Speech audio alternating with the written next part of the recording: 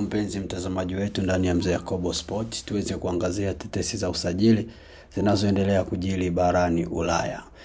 Tuanze moja kwa moja na kule Liverpool. Inasemekana kwamba mchezaji wa Liverpool kiungo mshambuliaji Alexis Mac Allister mwenye umri wa miaka 27 anataka kuondoka katika klabu ya Liverpool.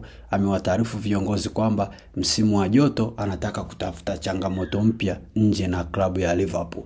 Na tayari klabu ya Manchester United imeanza kuwafikiria namna ya kumsajili Mac Allister. Ni kwa muda mrefu sana tangu ilifanyike dili la kuuziana wachezaji kati ya Liverpool na Manchester United. Kama Manchester United wakawa serious kwenye dili la Mac Allister, na Mac Allister mwenyewe akaridhia kujiunga na Manchester United, itakuwa ni moja ya dili ambalo litaushangaza ulimwengu. Kwingineko, klabu ya Manchester City ingependelea kumtoa kipa Mwingereza James Trafford mwenye umri wa miaka 23 kwa mkopo badala ya kumuuza msimu wa joto, huku vilabu kadhaa kama vile Leeds, Aston Villa na Newcastle United vikionyesha nia ya kumtaka kumsajili. Kipa huyu ana uwezo mzuri, lakini uwepo wa Donnarumma unamnyima nafasi ya kuanza kwenye kikosi cha kwanza. Ndio maana Manchester City wanataka kumtoa kwa mkopo na hawafikiri kumuuza moja kwa moja kutokana na kuendelea kuitamani huduma yake.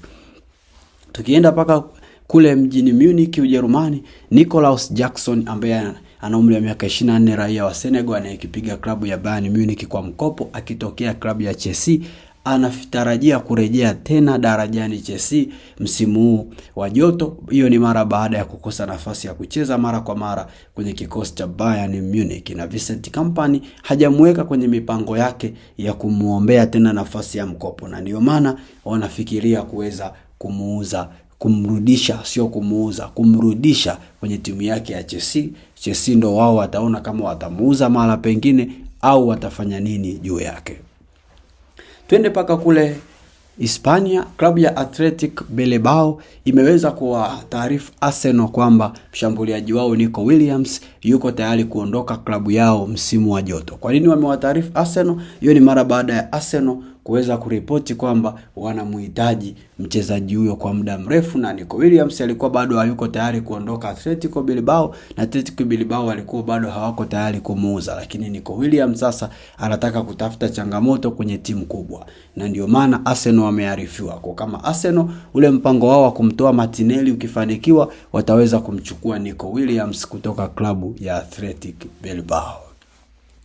Kwingineko, klabu ya Brighton imemfanya Said Elmala mwenye umri wa miaka 19 kuwa lengo lao kuu la usajili la majira ya kiangazi, na tayari imewasilisha ofa ya kumsajili winga huyo wa Ujerumani katika klabu yake ya Cologne aliye na umri chini ya miaka 21. Sky Sport German wanaripoti kwamba tayari mazungumzo yanaendelea na Brighton wamedhamiria kweli kumpata Elmala. Kwingineko, klabu ya Manchester United imekanusha vikali kwamba iliwasiliana na wakala wa Jurgen Klopp ambaye aliwahi kuwa kocha wa Liverpool mwenye umri wa miaka 58 kwamba akachukue nafasi ya mikoba pale Old Trafford. Manchester United imesema huo ni uvumi wa uongo. Wao kama wao hawajafanya kitu kama hicho, na Jurgen Klopp hayupo kabisa kwenye mipango yao. Tukienda paka kule Hispania, klabu ya Real Madrid inapigiwa upatu kumsajili beki wa Ujerumani Nico Schlotterbeck mwenye umri wa miaka 26 kutoka katika klabu ya Borussia Dortmund msimu wa joto, huku Barcelona pia wakiwania saini yake kwa mkataba wa euro milioni 50 tu utaweza kumpata Schlotterbeck, na Dortmund wao wako tayari kumuuza, na Schlotterbeck naye yuko tayari kuondoka. Hivyo yule atakayeweza kutoa dau la paundi milioni 50 basi ataweza kumpata. Tumalizie moja kwa moja na kule Galatasaray. Kule inataka kumsajili kiungo wakati wa Inter Milan na Uturuki msimu wa joto Hakan Çalhanoğlu mwenye umri wa miaka 32.